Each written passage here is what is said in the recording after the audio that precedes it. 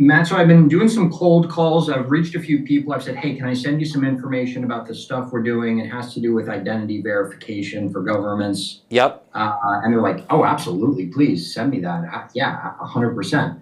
They say, great, what's your email? And I will say to them too, can you give me a call when you've had a chance to review this? I'm going to do just give you a little insight about some of the stuff we're doing. And then I don't hear back. Okay. I have been trying to call them, every so often to see if I can reach them again. If not, I've also been trying.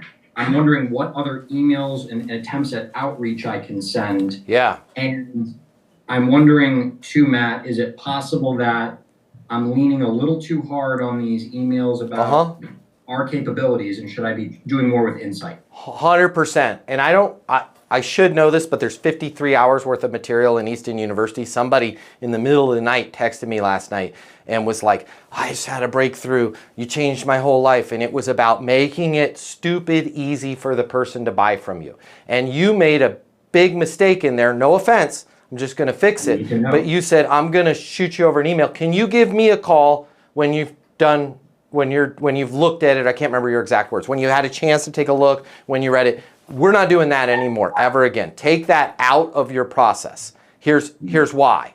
You just gave them a homework assignment, right? They already have enough homework assignments out there. We want them to be able to sign up for your services, to buy with you, to help them with identity protection, whatever that is, without having to read any emails, take any blood tests, jump through any hoops, right? So the whole purpose of, can I send you an email so you can take a look when you have some time, is to be able to get off the phone and leave it, just leave that. Because you're going to call them back, and if they were really hot, you might even kind of try and lean into that in that call. Or when you call them back, hey, there's something going on. Was thinking about you guys today. They're going to say, haven't had a chance to review the email. And you're going to go, oh, it doesn't matter.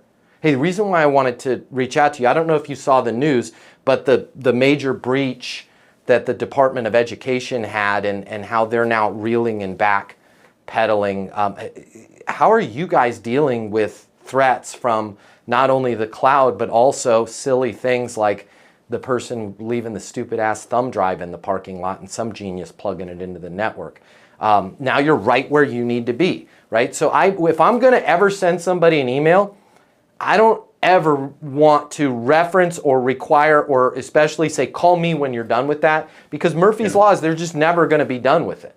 And then they're not going to take my call when I call them back, because they're going to be like, I didn't do my homework, right? They're going to sit in the back of the classroom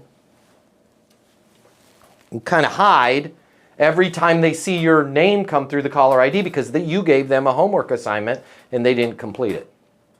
Really helpful. I'm going to eliminate that moving forward. I like that too, that if the lead is coming on a little hot on the phone, like where they're like, wow, yeah, that would be timing.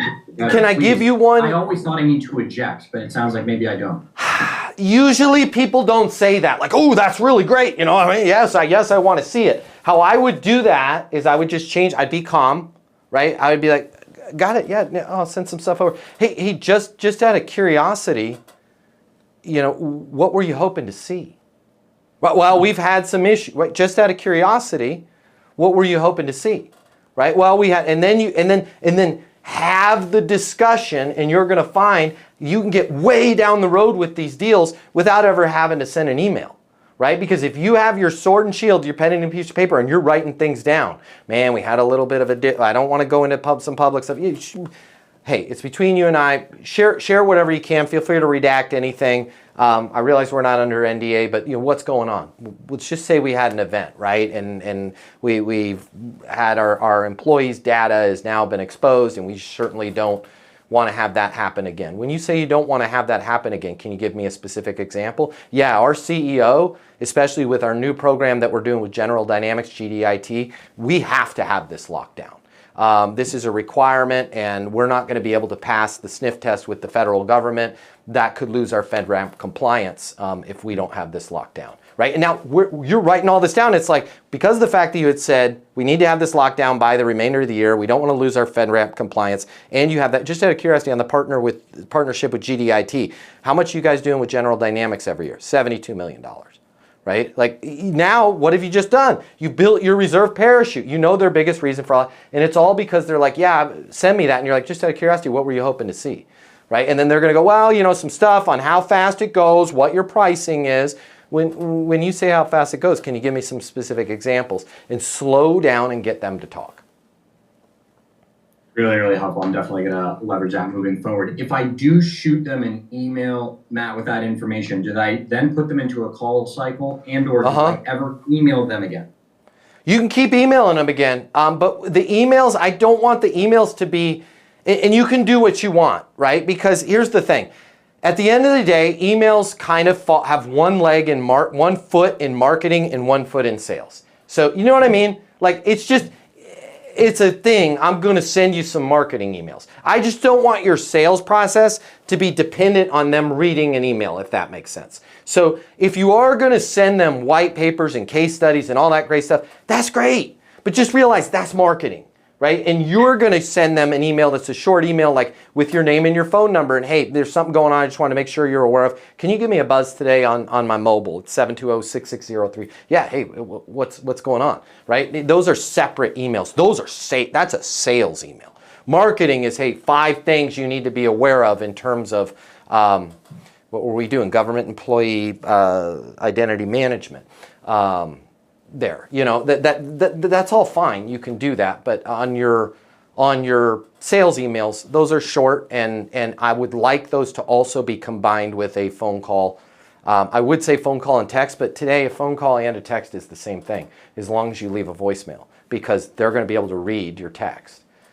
Yeah, 100%. Because unfortunately, with some of the emails, I did a follow-up email. Hey, you know, should we set up some time? I know you say don't do the. You're okay. Don't beat yourself up. You're okay. You can recover any of this stuff. You're good. They said, we're not interested at this time, but thank you. Wait a little bit. Let's wait a little bit, and then let's call them with an insight, right? It's my job to help you whether you're a client or not. I just want to make sure you're aware of this, right? And give them a good insight. Don't give them a people that work with us save 30% on their car. Like none of that stuff, right? Like if there is something with a breach or a threat or something they should be aware of, like let them know that. And by the way, like the next time all of us go to a conference, you go there to SLAs, right? From the trade show course, right? You go there for sales, you go there for leads, and you go there for awareness. The attendees being aware of you. There's another version of awareness. Go to those trade shows and conferences for at least one thing that you can bring back and give to the world. Like, hey, this was super helpful. This was super insightful. I had an opportunity to talk to the keynote speaker after. They had mentioned that these are the 2 things. I just wanted to make sure you were aware of what's going on, right? And you can hear it in their voice. They'll be like waiting for the other shoe to drop, right? And be like the sales pitch and be like, cool, man, I'm glad I brought you up to speed on that. I'll shoot you over my notes from it. Again, anything you need, I'm here for you 100%. And they're going to be like, dude, I was really uncool to him when I told him we're all good. When you finish watching this, I'm going to get you the closing mini masterclass totally free. It's normally $300. I'll pay for it. Click the link in my bio. I'll see you there.